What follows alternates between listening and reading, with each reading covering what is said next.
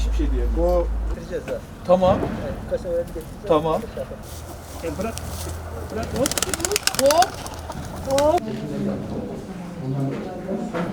Bugün çay bizde. Bugün Görüşürüz. şimdi söylesek mi? Sayalım. 1, 2, 3. Oo, bravo sana. Atlamak ister misin? Battal Gazi Engelsiz Yaşam Merkezi'nde fizyoterapist olarak çalışmaktayım. 200'ü aşkın hastamızla 8 yıldır gelişmiş öğretmen kadromuz ve fizik tedavi arkadaşlarımla birlikte kurumumuzda hizmet vermekteyiz.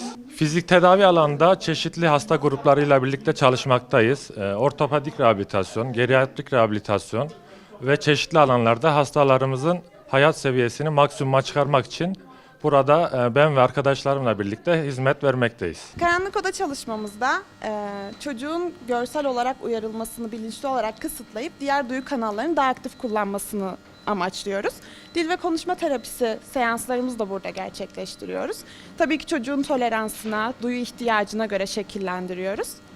Aynı zamanda sıra alma becerisi, ortak dikkat ve dikkat süresini de arttırmak da amaçlarımız arasında.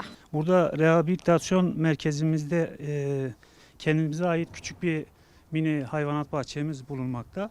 Burada çocuklarımız genelde sevgi, sabrı ve güven duygusunu kazanmakta. Çocuklar hayvanlarla vakit geçirdikçe korkularını yenmekte, paylaşmayı ve sorumluluğu almayı öğreniyor.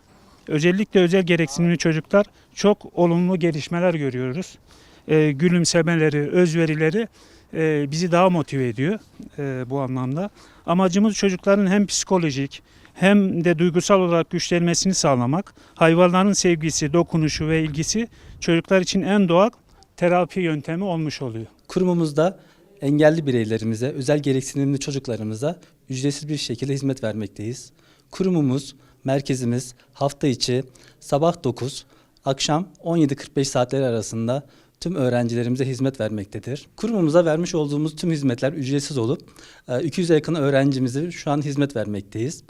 Bireysel eğitim, duyu bütünleme odamız, fizik tedavi hizmetimiz, ayrıca hipoterapi dediğimiz atlı terapi hizmetimiz, hayvanat bahçemizin bu yıl Sayın Başkanımızın katkıları yapmış olduğumuz hayvanat bahçesiyle öğrencilerimizi burada hayvan sevgisini aşılayıp onların rehabilite edilmesini amaçlamaktayız. Merkezimizde bulunan havuzumuzla hidroterapi eğitimi verilmekte öğrencilerimize. Şu an öğrencilerimize yapmış olduğumuz tüm eğitimler ücretsiz olup sabah 9'da burada olacak şekilde evlerinden ücretsiz bir şekilde servislerimizi alıp gelip eğitimini aldıktan sonra tekrar ücretsiz bir şekilde evlerine bırakmaktayız. Bizlere bu imkanları sağladıkları için Sayın Başkanımız Bayram Taşkın'a kurumumuz adına teşekkür ediyorum. Kurumumuzdan çok memnunuz. Ben 1,5-2 ay oldu buradayım. Daha önce özel rehabilitasyonlara gidiyordum.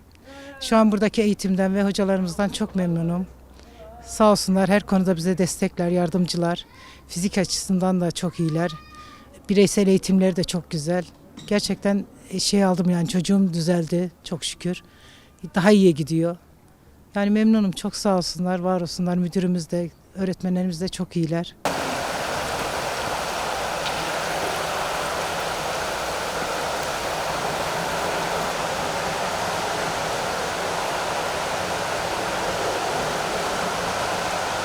Yat üstüne, ellerini ver. Gel. Hop, süpersin. Hadi bir daha. Toprak altında yaşarım, siyah ve kırmızı renklerim vardır. Bu hayvanlardan hangisiyim? Hadi bul bakalım hangisiymiş Gülşah'cığım.